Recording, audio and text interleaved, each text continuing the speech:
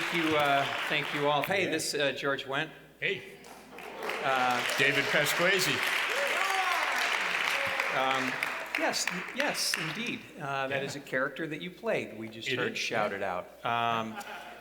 People say, "Are you Norm?" And I say, "No, but I played one on TV." So you are of Chicago. Yeah. And we're talking about style, and the basic topic here today is the style of Chicago style of improvisation. Did you do any theater before Second City?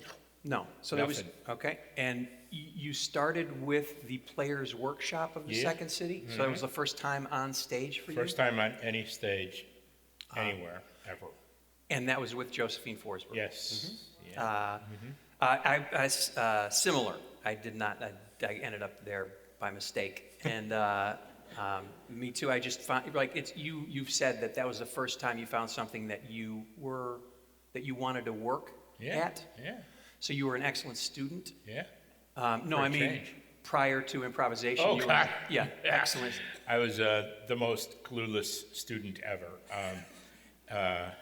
Oddly, I'm going to be addressing the graduates of St. Xavier's University in my neighborhood in Chicago, where I grew up, next Saturday, a week from today.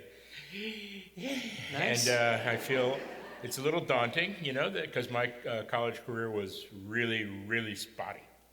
And you started out at the great Notre Dame University? University of Notre Dame. Sorry. Yeah. I got kicked out in the middle of my junior year for having a 0.00. Not my cum, because I was rocking a solid 2.0. It was just first semester junior year. Freshman year I lived in Breen Phillips. Sophomore year I lived in Pangbourne Hall. Junior year I moved off campus, and I really didn't think it through. I had no car. And, that first 8 in the morning class rolled around in the winter. You hadn't figured out by junior year that you don't take an 8 a.m. class? I just do what I'm told, for the most part. And I get my schedule, and that's that. And my hunch is that Bernadette would beg to differ, that you just do what you're told. So Campion... Jesuit High School. Yeah. Campion Jesuit High School, up in Wisconsin? Yeah, boarding school. Boarding school, a Jesuit boarding school up in Wisconsin. That's got to be... Yeah, it was awful. It was just... I was just miserable the entire time. So, to me, and it was so repressive. We couldn't go out at all. There wasn't a female... anywhere. But were there reasonable facsimiles? Nothing, no, just, and I mean, it tells you something about the power of teenage hormones, like no stimulation at all, and I would have an erection all day long, like, for no apparent reason. All dressed up and no place to go, right? So you end up back here in Chicago, you finished college, you left University of Notre Dame and ended up going to college locally and finishing up your bachelor's, right? Yeah, at Rockhurst College in Kansas City. Oh, okay. Yeah. And still not setting foot on a stage? No, and no idea what I wanted to do with my life. Okay. Yeah. And then after that, you end up going over to Europe, right? Yeah, well, a friend of mine, one of the wisest things I ever learned, he's Mike. My mom and my dad are down my throat. What are you gonna do with your life? Life. Do. And I don't want to do anything. I have no interests. No. I do remember from this philosophy class in college Marx's concept of alienation.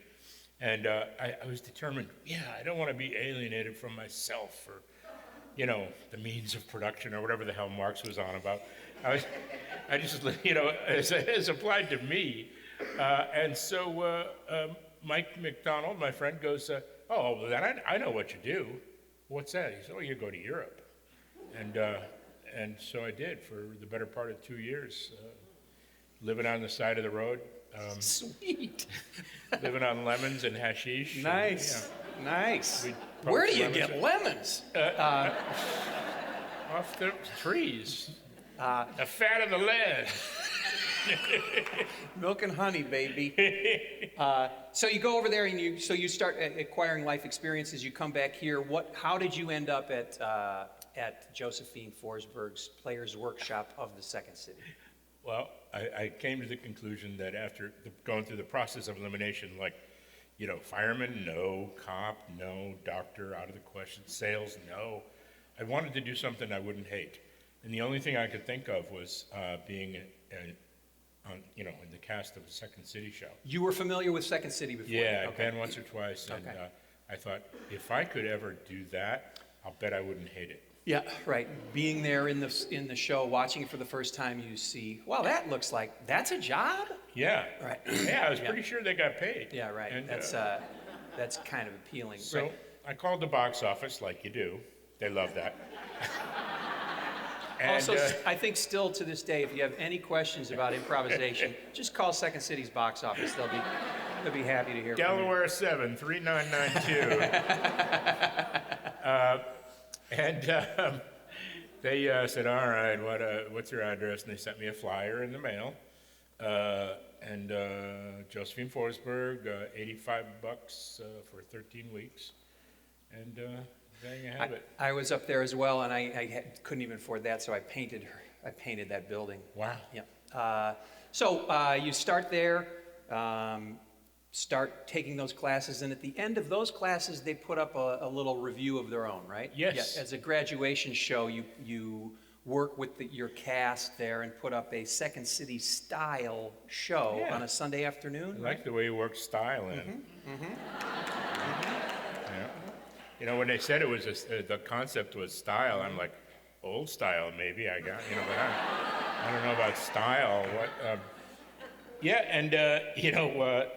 It was a fun show, and the first one I was involved in, I was too green to be on stage, but I was just helping set up chairs and work in the house. And one of my workshop buddies was also, he was too green to be involved too, so we were working away. He's selling cookies and coffee, and I'm breaking down chairs and stuff, and he was Brandon Tartikoff, the late great programming genius for NBC, and I remember he said to me, we're breaking down the cookies and coffee and chairs after a show, this triumphant show by these more experienced kids, and he said, George, one day it's going to be me and you up there, and Right. Then he disappeared, and I stuck with Second City. And sure enough, it was me and him up there, but it was 20 million people for cheers. And that Right. was a cool thing, yeah. That is really cool. So be nice to people on the way up. Or be nice to people anyway. Yeah, really. So you end up you get hired at Second City and when you get hired at Second City, you start out, there's a touring company, which is kind of their farm team, and then you get experience through that, and then you end up on Wells Street at one of the resident companies, and you do your own material. On the road, you do usually other people, proven material. But once you're downtown, you come up with your own material, and one of the ways that you come up with your own material, or the only way back then, was after the show at Second City, a written sketch review. After the show, there's an improv set where they take suggestions from the audience, and then you take 10 minutes and loosely talk about maybe some premise, and then come back out and perform sketches that are based on the suggestions of the audience. And then those sketches, if they do well, you'll do those again. And through trial and error and through improvisation, those things become the next show. So improvisation, as used to develop material, was this Second City style for coming up with a sketch review. And so improvisation factors heavily, or did, at Second City. Now I don't know. I think they write a lot, and I don't know what the sets are like, the improv sets. but for sure, Second City was developed entirely through improvisation, and a couple things happened from that you don't have to wonder how this is going to do. You've already done it. You don't have to, there's not like an opening night. It's like, well, let's see, because you've been doing it all along and you've been changing it and fixing it. And also, whether or not the audience is going to be interested in it, it was their suggestion in the first place. So yes, they are interested in it. So those are the things that they stumbled across with Second City, and that is the Chicago style of improvisation. And we say improvisation, but we rarely mean improvisation because the Second City style is a sketch review. Yeah. And so you were there with your director was a guy. Well, who was his name? Del Close. Del Close, right? Yeah, Del Close. And he was basically the pioneer of long form improvisation. And he was a director, came up through Second City as a performer, then a director there. What was it like working with Del Close? It was great. It's an experience I'll never. It's an irreplaceable experience, one that I'll treasure always. He always did right by me, but you know, he was. At times there were different Dells. Dave knows this very well. He was horribly tortured by substance abuse pretty much his whole life. I think cigarettes in the end was what killed him. Mm-hmm. But after all the, I mean, oh, I can, you know, but carrots. That's what did him in. And so it could be a little. His direction could be a little erratic, and but he was brilliant, and he was all about process, less about the product.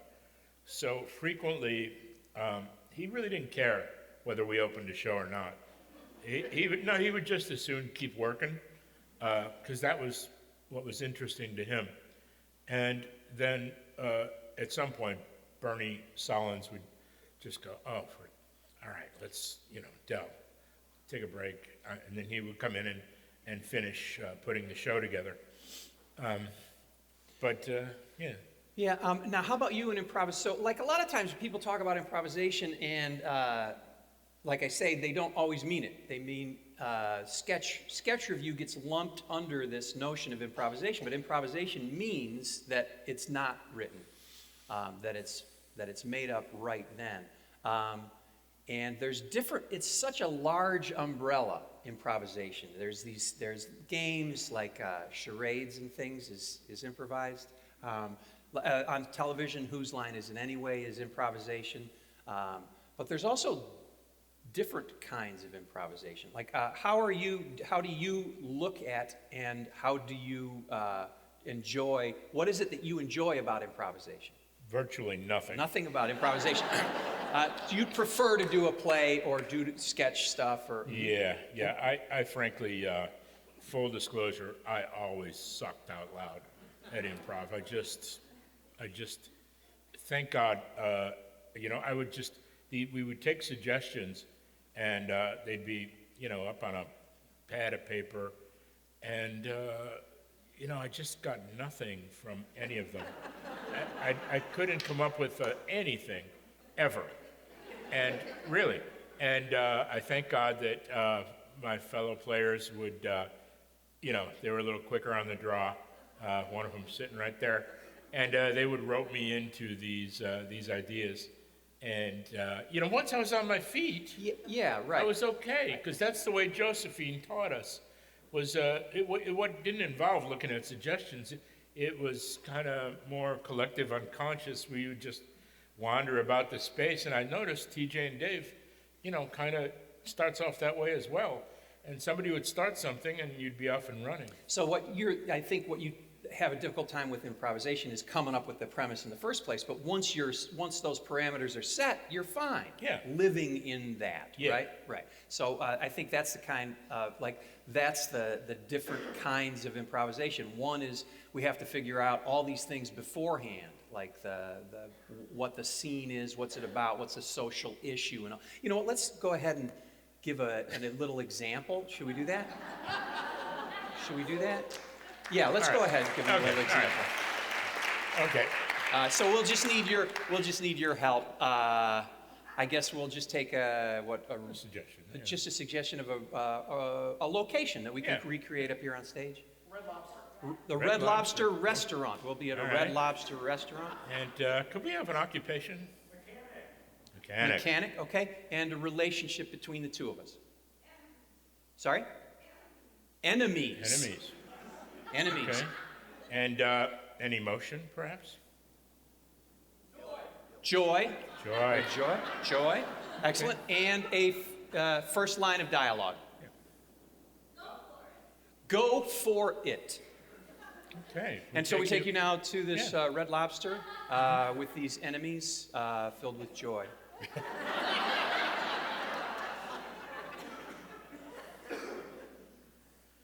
Go for it.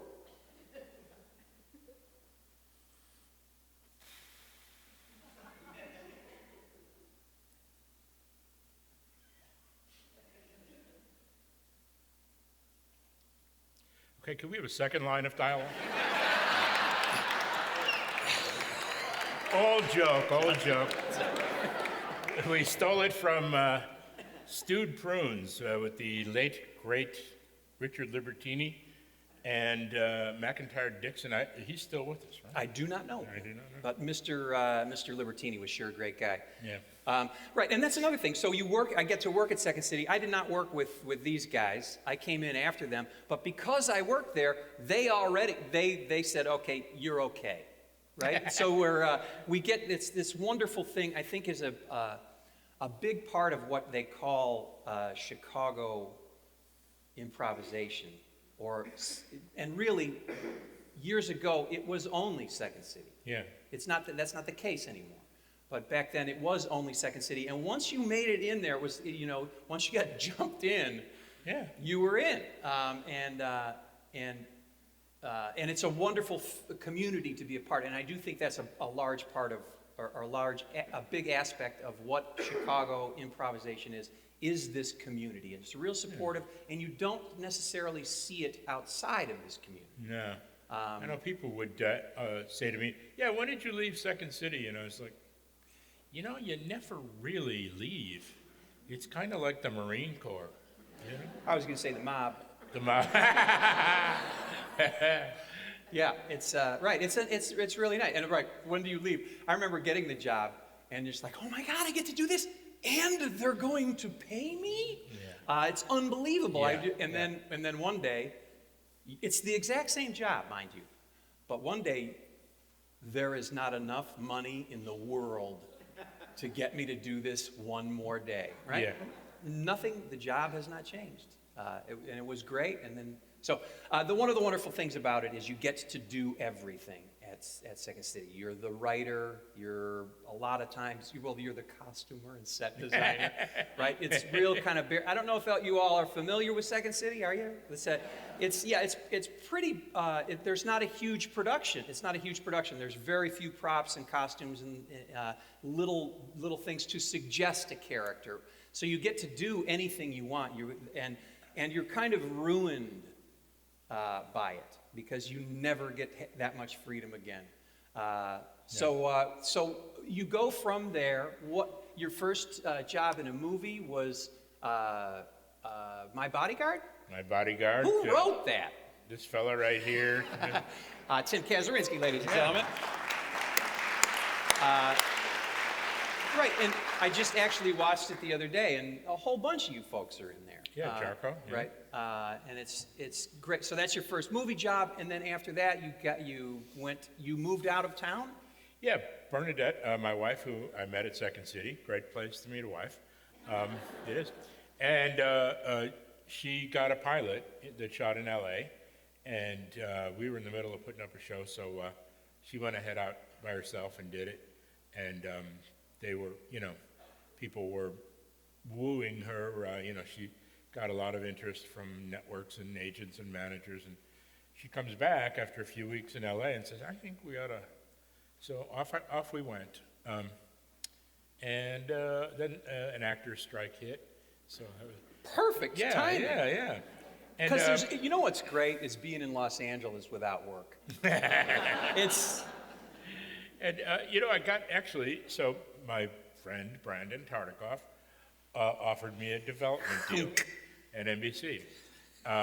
And so my new agents, in their genius, say, no, turn that down. I'm like, what? And the development deal is they pay you a chunk of money and they hold you for, as if you did a pilot, they hold you for 6 months or a year, keep you off the market, and they try to fit you into something that they're working on.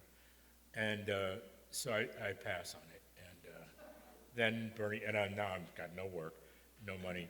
Bernie Solins calls up, our producer at Second City, as you all know probably.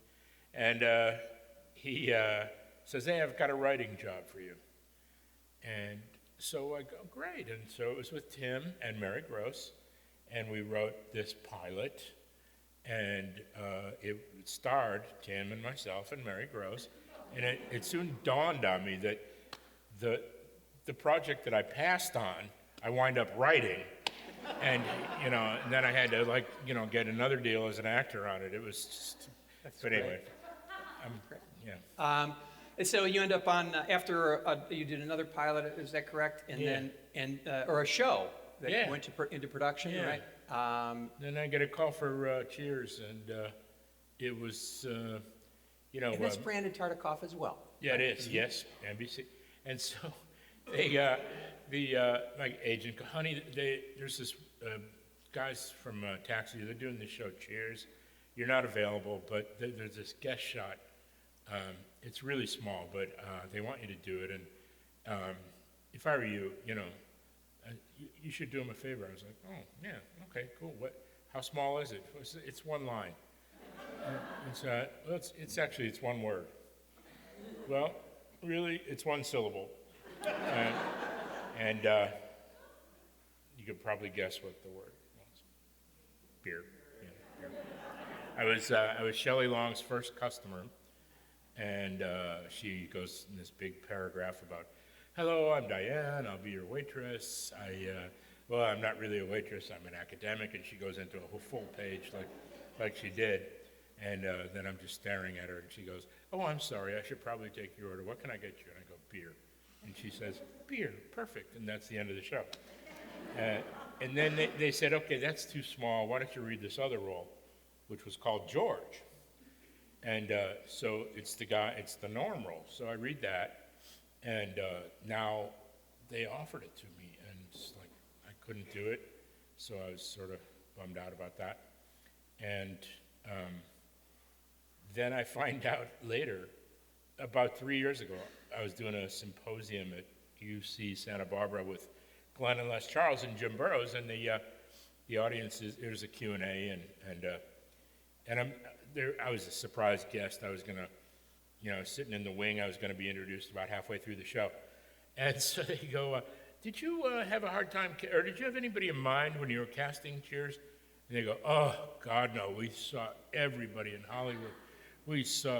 It took 4 months or so to cast Sam and Diane. But Rhea, we had Rhea in mind, and George." And I was like, sitting there off stage in the wing. It's like, now they tell me? Now I find out? Anyway. Right, so that lasts 11 years, is that right? 11 years? So that's not a bad gig. Yeah, right.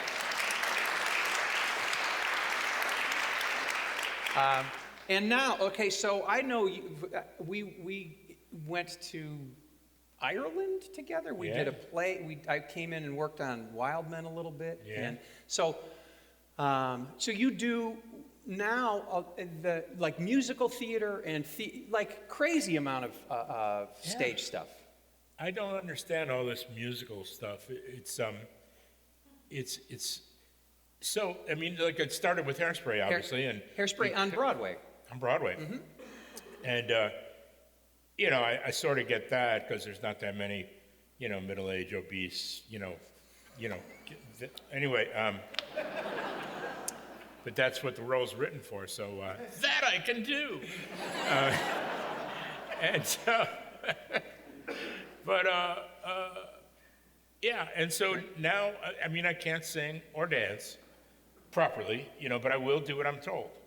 So, I go back to that, and so they tell me I got to hit this note and hold it for yay and move this way, and so I just go, okay. Sashay over here. So you're doing a ton of stage stuff. People often talk about the difference between improvisation and so-called legitimate theater or a written play.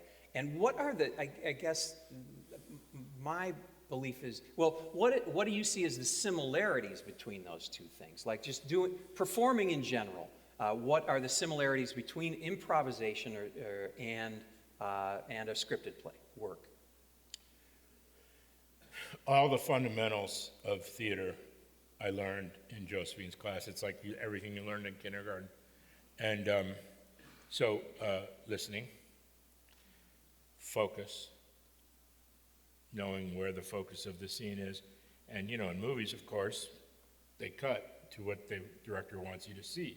On stage, everyone pays attention to, where the focus is supposed to be.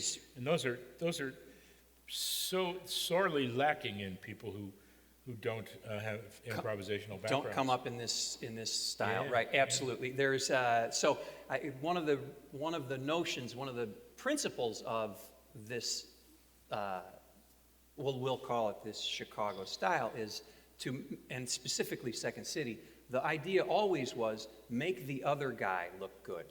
And you don't hear people talk about that,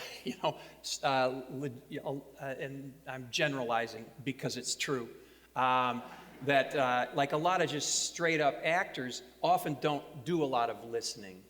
I mean, not the good ones, but a lot of folks, they're just hearing blah, blah, blah, blah, my cue. Right? It's just noise until they talk again. And it's not that way with people who have this experience for their background. I have to pay attention to you because we're making this up. We don't know what's happening. So I better pay attention to you because you're where the help is coming from. Yeah. It's not out of altruism. It's out of self. I better pay attention to what's going on because we don't know what's happening. And that's the magic of TJ and Dave. It's like I've never seen, I've read most of your book, and it's like, listen harder. I've never seen anyone listen as hard as you and your partner. It's remarkable. We do this show, and we have to pay attention because we might have to play that guy in a minute. Yeah. So we gotta, otherwise you'll just humiliate ourselves. So again, it's a lot of enlightened self-interest is what they call it, right? Yeah. So what's theater of the heart, though? Del grew by leaps and bounds from, he had some erratic years when he was resident director the first time around at Second City. And then after I.O., things became more organized. And the most beautiful concept, which you just basically capsulized, theater of the heart. Mm-hmm. Right. What is it? Just that it's this group mind. The whole is greater than the sum of the parts, and that by paying attention to one another, we can create this wonderful thing. No one has to have a plan about what it's going to be, right? He came up with this idea. So this started in Chicago. This notion of this group improvisation that can be of a quality and a predictable quality at a certain level that you can go ahead and charge money to watch it, right? At Second City, the idea is the improvisation is free. It's something that we're just going to do and you can watch if you want, but what you're paying for is the scripted show. Del's notion was that that improvisation in itself can be entertaining and can be counted upon to be of a quality that we can depend upon it to be entertaining. And the only way you can do that is to follow this moment to moment to moment, trusting that that's all we need to do. And it's a very simple idea and nearly impossible to do without being terrified that we're all going to fall on our face. So this is a Chicago-specific notion. It was born out of here. And we talked so much about Second City, and that was then, and they still are doing amazing work. But even the Second City performers today, and they're even taught in the workshops, this other long-form idea, and that's really become Chicago-style improv of the last 15 or 20 years, I'd say. Absolutely, right. And it was, we were just traveling around. This idea that when we first started in the mid-'80s is when it started, 20 people on the planet knew what a herald was. TJ and I were just traveling last year in Europe. People from all over Western Europe and Russia. Everybody knows what a herald is. It's just it's unbelievable to me what has happened to improvisation. And that is specifically a Chicago export. Now there's a real strong improvisation scene in New York that wasn't there. UCB and Chicago kids. Right, UCB, and then because of them, then the Pit, another Chicago guy. Yep. The Magnet, other Chicago folks. There's great improvisation in New York, and then also UCB and Sharna IO in Los Angeles. So it's just grown, whereas it used to be only here. And people used to be drawn to Chicago to learn here because it was Second City, and that was the only place in the country where you could do this kind of thing. There was the Groundlings all along, but it was just a little different. Yeah. It's not born out of improvisation. Yeah. So, and Tim reminded me recently that, there was, now, I don't know, how many students does Second City alone have? 1 million? Come on. I believe it is 1 million No, every 8 there's weeks. certainly a couple thousand, I think. And Tim reminded me that there was one workshop, and at least when I took it, Dell was not on offer. It was Josephine, and there was about 14 of us. I would say about half of whom were there on recommendation of their therapist. Now, you should really think about taking an improv class. Lord help us. Yeah, and right. And the other half were network executives. And or would be, soon to be network executives, right? And when we first started doing improvisation, there was David Shepard and Sharna were doing this Improv Olympic, and it was a team. It was like bowling night, right? There was a team. These teams were kind of competing against one another with these short challenges, and it was a team of cops who were doing improv at night versus a team of all dentists that were gonna. It was not something that actors did. And it was now if improvisation is not on your resume, they're not all that interested. Yeah. When we were doing it, improvisation was a guaranteed dead end. So it attracted a certain type of person, which was great. None of us had any ambition. And it was really wonderful. It was people that were doing this just for its sake. There was no other reason to be there. It was not going to lead to anything. And I think that's one of the lovely things about Chicago, which is still true, is people are here to do the thing they're doing without any fear of being discovered, right? If you're on a stage in Chicago, nobody's going to come along and go, "You're going to get a TV deal." That's never going to happen here. So it's nice. It's nice. You can be sure that people are there to do this and get better at this. Where there's a saying that says, in Chicago, you're on stage with people who hope they get to do this for the rest of their lives. And in Los Angeles, you're on stage with people who hope they never have to do this again. And I think there's some truth to that. You know? So Chicago is still, I think, one of the best places to get better. Yeah. Without a lot of other distractions. Yeah. Mm-hmm. And it's a good place for lots of other professional reasons, like you can get your union affiliation squared away before you move to New York or LA. Mm-hmm. That's important. Right, and also just for stage stuff, you can put up anything here. You can find a place to put it up, and people will come to see it. You will be supported. It's pretty great. And that goes back to the critics too. They'll scour the storefronts and find stuff and report on it, for better or worse. And Right. It's People like Tony Adler, for instance. log rolling 101.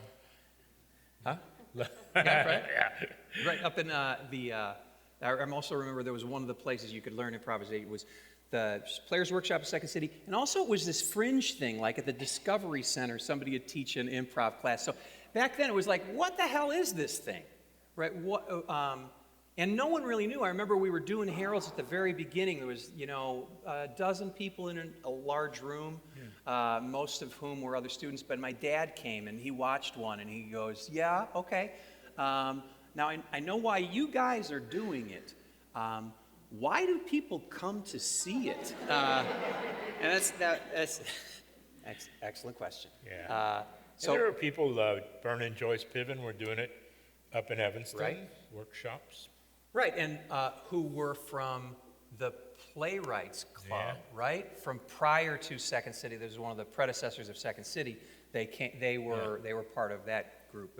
It went from that to the Compass to Second City, but they were involved in that all along. As we sit in this gorgeous old theater, I remember hearing about the origins of the Playwrights Theater Club. It basically started the whole off-loop theater scene. Storefront. Mm-hmm. Yeah, because of the horrible tragedy of the Iroquois fire in 1906, I want to say, Chicago has the most stringent fire codes for theater of anywhere. And so it was nearly impossible in terms of budgets to do anything, to have a proper theater that wasn't funded, through the teeth. So they made it. They called it a club, Playwrights Theater Club, and that way they skirted all the fire laws. Zoning, and they had on staff, I understand, there were lawyers, law students and young lawyers that were busy constantly keeping them open, just as foundling theater company. Right, and that fire made those laws, and then they got a little lax until we had another big nightclub fire, and then they cracked down again. Yeah. Right? I came through town with 12 angry men, and we smoked. Everyone on stage was smoking. Set in 1951. We're smoking away, and all, Washington, Philly, Baltimore, New Haven, whatever.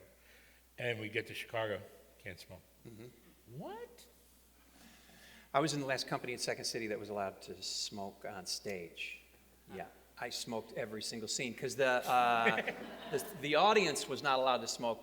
That was the first law that came in. The audience couldn't smoke, so I smoked on stage every single scene, and it happened so quickly. Just to be mean? Just a little bit. And at first there was people. You'd hear people like, "Oh, that looks good," and within like 2 months. It changed completely to, I'd light up and they'd go, just 2 months, 2 months. Speaking of that 12 Angry Men tour, I applaud you all for coming today, with the NFL draft and the rain, and I'm pleasantly surprised so many of you showed up. But when the Bears played the Super Bowl against the Colts, that was when we were at the Schubert Theater. And so 2 weeks out, you realize the Bears are in the Super Bowl, and we have a matinee at 5 o'clock on Sunday. And I was like, oh, okay, and I'm calling the company manager, like, we're canceling. Clearly, we're canceling. Oh, no, we're not. No, you don't understand. No one's going to be, we're in the Schubert Theater, it's going to be, oh, no, we've already sold 800 tickets. I was like, all right. So I give that up. And we do the show, and then at the curtain call, I realized who's out there. It sounded like Chippendales. It's like, because the 12 guys come out, and it's like, 800 football widows, just, all women. It was great. Wonderful. I think we're gonna go ahead and we're gonna go. Is this the right time? For this? Q&A? We're going to ask for some questions. Because we got nothing left. So from you guys. I can get the first one over here. Great. We're going to wait for the microphone to get up to you. How's everybody doing? Great. What are you going to next? Stand up. Dinner? Okay, fair enough. To what degree did Viola Spolin and Paul Sills with theater games influence you at Second City? He was directly involved there at the beginning, right? Paul Sills? You might say so, yes. We totally neglected Viola, mentioning that Viola and Paul. Josephine, my teacher, was a disciple of Viola, and Judy Morgan, Dave's teacher, was a disciple of Josephine, I guess. And Paul Sills started the whole shebang. Right. Paul Sills was the son of Viola Spolin. Viola Spolin literally wrote the book called Improvisation for the Theater. And it was like a people's theater movement, where this idea that anybody can do theater with these games of improvisation. And it's still a great book. Although I also recommend Improvisation at the Speed of Life. I think that's not a bad. Yes. Why did you leave the Second City? Dave? I do not know. I don't know that Paul was ever involved with Second City as named Second City. I believe he was involved. Oh yeah, he was. Oh, he was? Okay. Like the first two years or something. Do not know. He was apparently very volatile, and he the way I heard it, he threw a chair and said to his assistant, Sheldon Patinkin, the late great patriarch of Chicago theater.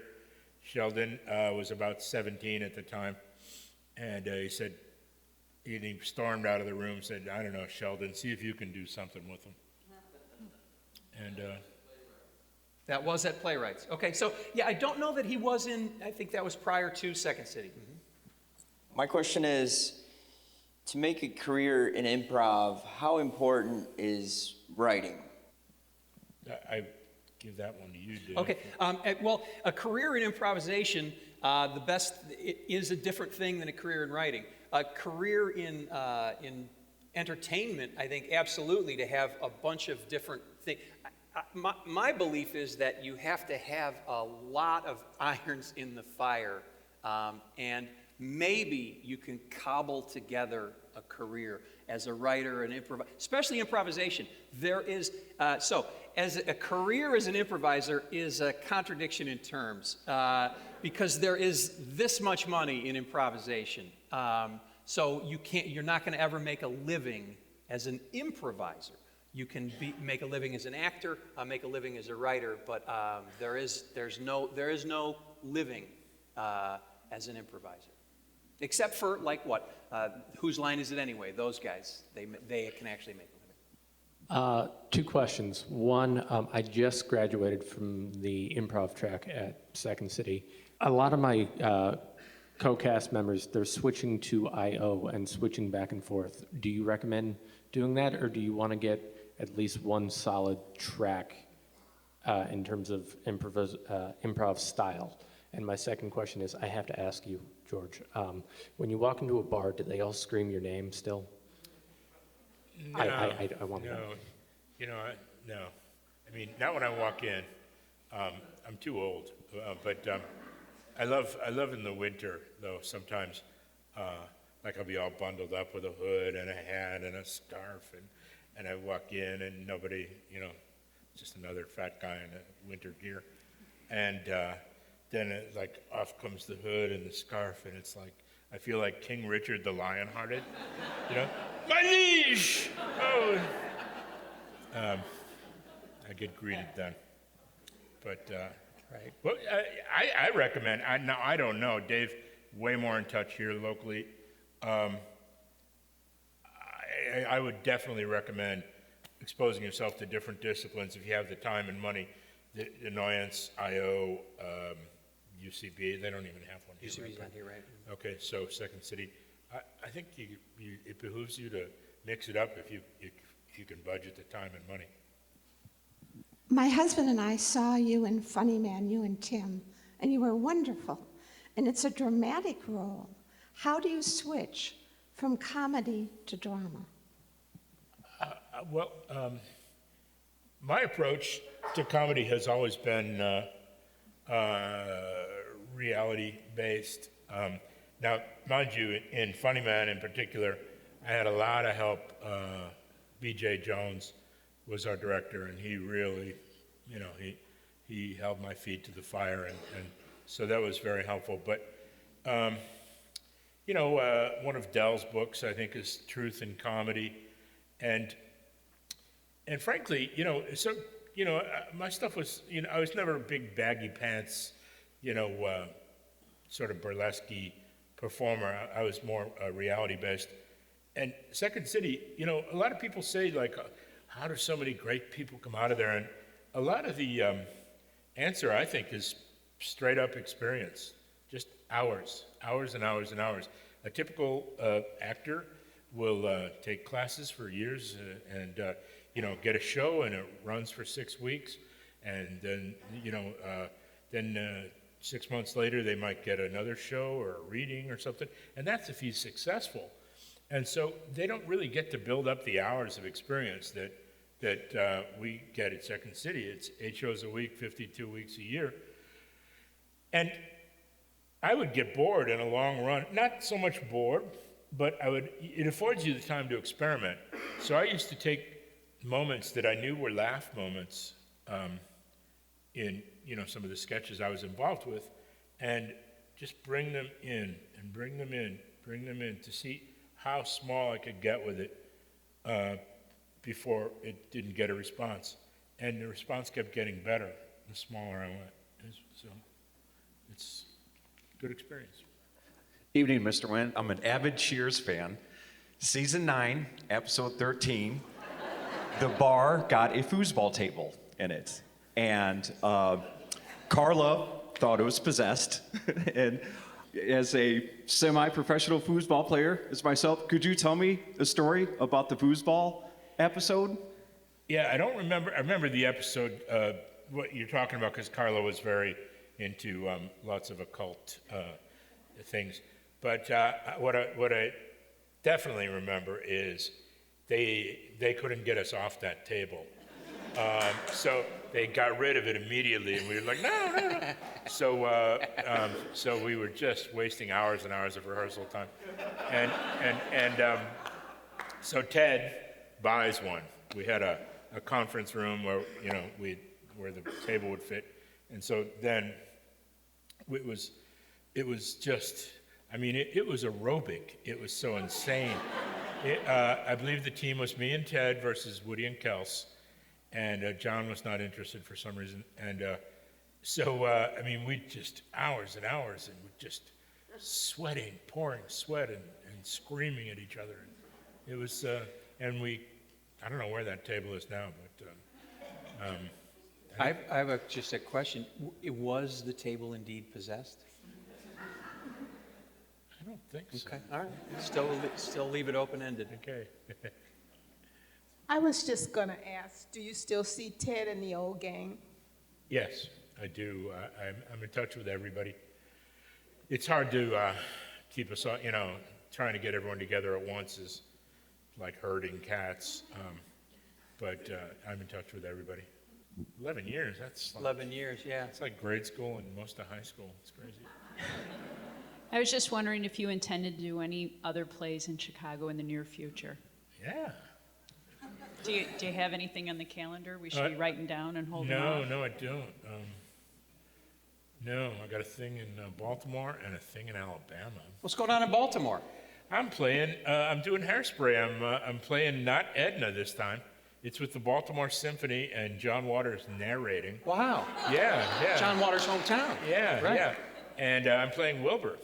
Wonderful. Yeah, Edna's husband. Right. So that'll be fun. And then doing a new play, world premiere of a new musical in Muscle Shoals, Alabama, about the Muscle Shoals sound. And that'll be fun. I'll be in Alabama for the month of July. Oh, that sounds like it'll be delightful. That's the perfect time to be there. Yeah. And then I'm gonna go off to Kansas City, do a little something. Kansas City, here I come. Kansas City. That's Kansas pretty City, little here I women come. there. Yeah. You know what? Yeah. Well, wonderful. I think that's about all for our afternoon here with you all, and I hope we were able to explore a little bit of this Chicago style of improvisation and theater in general. And could you please help me thank George Wendt again? Thank you. Great. David Pasquesi.